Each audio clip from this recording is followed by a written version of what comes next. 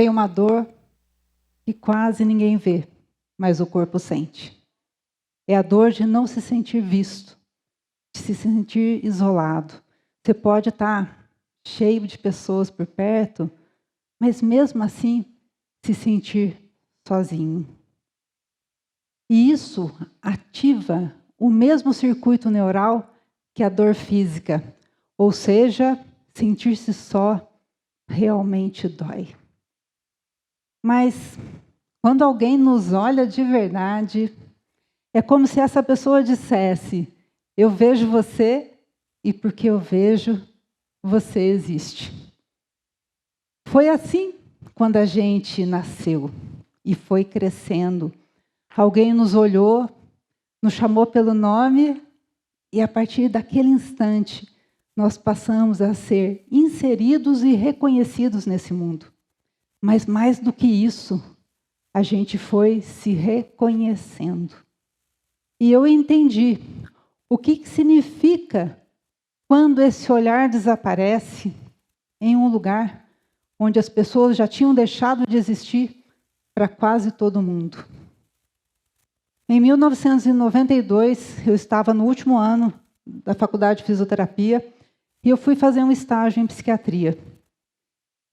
Esse sanatório funcionava em uma fazenda afastada da cidade. Lá viviam cerca de 250 pessoas e metade delas estava internada há mais de 10 anos.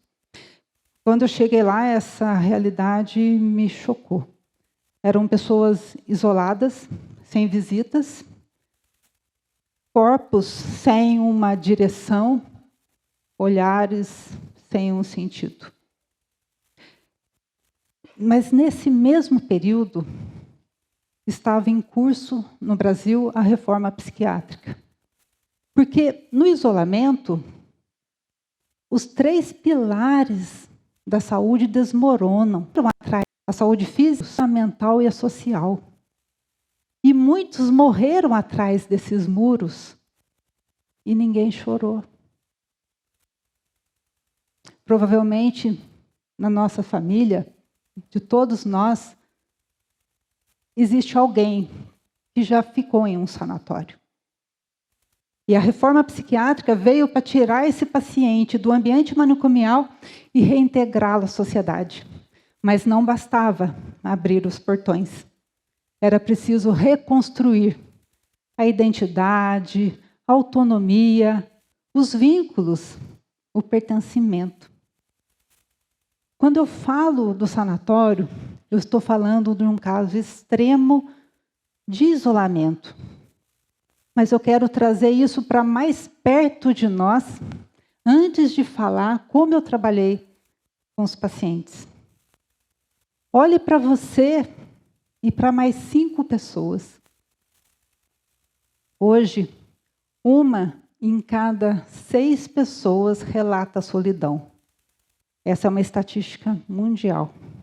Mas hoje, a solidão não tem mais muros. A solidão tem Wi-Fi. E é por isso que eu quero convidar vocês para pensar comigo as interações humano-humano e humano-tecnologia. Porque desde os primórdios, nós criamos tecnologia para ampliar as nossas capacidades. Uma pedra lascada se transformou num instrumento de corte, como uma faca, uma extensão do nosso corpo. Mas na Revolução Industrial, nós criamos máquinas para transferir a nossa força para elas. Nós fomos fragmentando as tarefas, mas também fragmentamos o nosso pensamento. Nós fomos perdendo a visão do todo. A gente até separou corpo e mente. Eu acho que até hoje a gente não conseguiu juntar mais os dois. E, com isso, o homem entrou no sofrimento físico, mental, e passou a ser engolido por essa tecnologia e se tornou praticamente uma peça dessa grande engrenagem que é a tecnologia. Mas depois nós transferimos a nossa memória para sistemas externos. Vocês se lembram? dos telefones importantes para vocês? E depois algo mais sensível, as nossas decisões e as nossas relações. E aqui tem um ponto crítico. Aquilo que era uma extensão do corpo, agora fica muito maior do que ele. E para acessar tudo isso, a gente precisa de telas. Quando a gente abre um celular, um computador, as plataformas ali estão disputando pela nossa atenção. E quando a nossa atenção ela é capturada, a nossa presença vai junto. E com isso, nós estamos remodelando a forma de relacionar. É um processo que acontece aos poucos. É uma mensagem cifrada, uma conversa interrompida, um olhar que não encontra o outro, uma escuta que não chega inteira.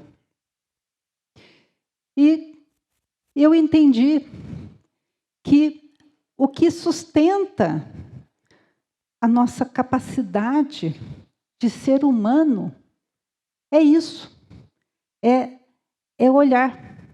Porque quando estamos diante de alguém, esse alguém, ele nos espelha, ele responde a nós através do seu olhar, do seu gesto, da sua postura, ele nos devolve. Mas quando nós estamos diante de uma tecnologia, a gente até reage a ela. Vocês não dão risada aí com vídeos engraçados? Mas a tecnologia, ela não nos espelha intimamente. Ela não nos devolve. E foi olhando para esse elemento, o olhar, que eu entendi que esse era o caminho para trabalhar com aqueles pacientes. Eu comecei olhando para cada um deles e fazendo um convite. Vamos caminhar? Na fazenda, a gente fazia caminhadas terapêuticas para oferecer para o paciente essa experiência corporal de estar em grupo. Porque quando nós caminhamos, algo essencial acontece. A gente se insere no mundo com as nossas reais proporções. A gente negocia a distância, a gente dá passagem, a gente pede passagem, a gente ajusta o ritmo também, né, em função do grupo. E um dia nós paramos embaixo de uma árvore e eu perguntei para um paciente, qual é o seu nome? Ele olhou para mim e logo voltou para si e hesitou um pouco, mas respondeu. Depois eu perguntei para ele de novo, quem é que está aqui? Aí ele foi dirigir o olhar dele para um, para o outro, e ele começou a falar, ele, ela, ele, mas ele não dizia os nomes. Eles moravam juntos, mas muitos não se chamavam pelo nome. E a partir dessa experiência, que eu sinto até hoje aqui no meu corpo, o que eu senti, eu percebi que o olhar deles ia mudando, ia ganhando uma direção.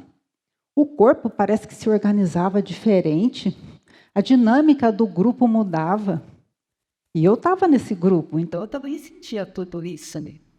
Mas eu entendi algo mais profundo. Que o olhar, ele pode devolver a existência para alguém, a presença de alguém. Que o corpo, ele precisa ser convidado para se inserir no mundo. Não é assim? Quando você recebe uma visita, se você quiser, é claro, você vai convidar essa pessoa para entrar, para se sentar, para ocupar um lugar no seu mundo. E que nós precisamos de vínculo para permanecer. E aqui começou a se desenrolar um fio que conduziria todo o meu trabalho, como fisioterapeuta, como pesquisador em fatores humanos e como psicanalista. Que nós não temos um corpo que experimenta o mundo. Nós somos um corpo acontecendo como experiência no mundo. Se você der a mão para alguém, você sente a sua mão ou a mão da pessoa? Você sente a sua mão. Porque se você tivesse uma paralisia, perdesse toda a sensibilidade, você não sentiria nada. Então, vamos aproveitar, juntar o corpo e a mente e reformular a frase, penso, logo existo. Vamos dizer, somos um corpo, logo existimos. E numa linguagem mais contemporânea, nós podemos dizer, somos uma tecnologia de percepção e de orientação. E guardando as devidas proporções, porque esse tema é muito sensível. Nós vivemos realidades muito diferentes. Né? E eu quero fazer um paralelo. Porque eu observei 4 dimensões que influenciam a forma como a gente constrói a nossa presença no mundo. O nosso corpo no espaço. Aqueles pacientes, eles tinham a circulação limitada à instituição. Nós estamos cada vez menos presentes no mundo real. Eles tinham um tempo organizado pela instituição. Banho, 4 da manhã. Nós temos o tempo capturado pelos estímulos digitais. Eles tinham a experiência organizada pela instituição. Nós temos a nossa experiência também influenciada por sistemas que escolhem o que nós vemos. E normalmente é mais do mesmo. E isso empobrece a nossa visão de mundo. Eles estavam juntos, mas tinham dificuldade de se conectar. E nós estamos muito conectados, não estamos? Mas nem sempre tão presentes de fato na vida uns dos outros. E eu gostaria de convidar vocês para experimentar essas 4 dimensões. Eu gostaria de convidar vocês para experimentar essas 4 dimensões de uma forma muito simples. Apenas preste atenção no contato do seu corpo com a cadeira. E também com o chão, através dos seus pés. Observe que você ocupa um lugar com as suas reais proporções. E esse lugar é um ponto de vista. Ou a vista de um ponto. E que agora, experimente deslocar a sua atenção para o passado, num lugar onde você estava antes de chegar aqui. Onde você estava? O que você estava fazendo? Você estava com alguém? Muito bom. Agora vamos levar essa atenção lá para o futuro, para o lugar onde a gente pretende estar depois que sair daqui. Que lugar é esse? O que você vai fazer? Vai estar com alguém? Perfeito. Agora traga essa atenção para esse momento, agora. Esse que você está vivendo agora. Presta atenção na sua respiração. A gente só pode respirar no agora. Nem há 5 minutos, nem daqui 5. Se eu falar para vocês, respirem daqui 5 minutos. Não vai dar. Aproveita agora e escute os sons. Mas seja generoso, seja generosa. Acolha todos os sons. E também amplie um pouquinho o seu olhar e vá incluindo tudo o que você vê. Isso, aquilo. Muito bom. Perceba que você pode conduzir a sua atenção, que ela tem direção, que ela tem movimento. E agora, amplie um pouquinho mais ainda. mas sem precisar fazer absolutamente nada. Apenas dentro do seu campo de visão, perceba que existem pessoas no seu campo de visão e que estão vivendo o mesmo momento com você. A nossa atenção, ela pode ser capturada, mas ela também pode ser retomada por nós.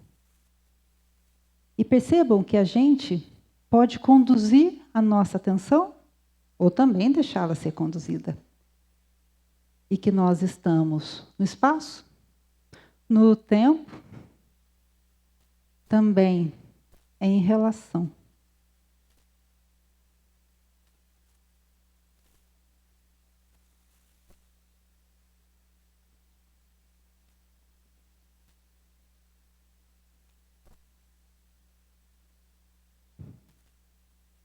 Depois desse breve experimento, é interessante vocês perceberem que o corpo, ele é uma tecnologia viva de orientação e de percepção. E saber habitá-lo e operá-lo muda naturalmente a forma como você se relaciona.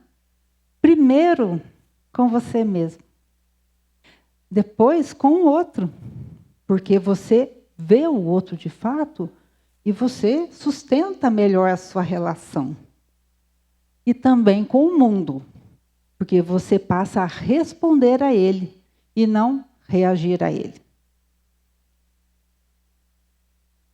Então, nós podemos dizer que o corpo é a tecnologia que guarda a nossa presença e salva as nossas relações.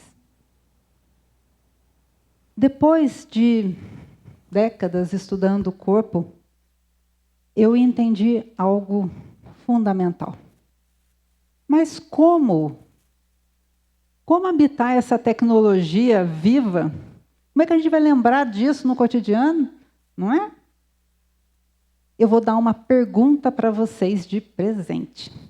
E essa pergunta pode acompanhar vocês e ajudar vocês a encontrar o caminho de volta para a presença. A pergunta é essa: de onde eu estou olhando?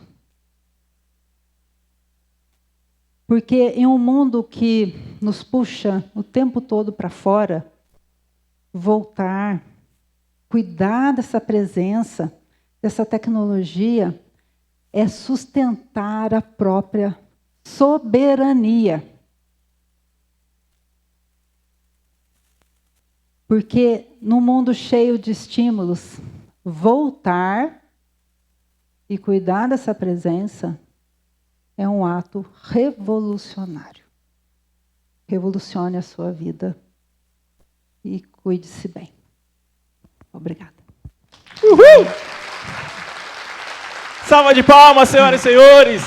Maravilhosa. Aí, ó. Olha lá, ó.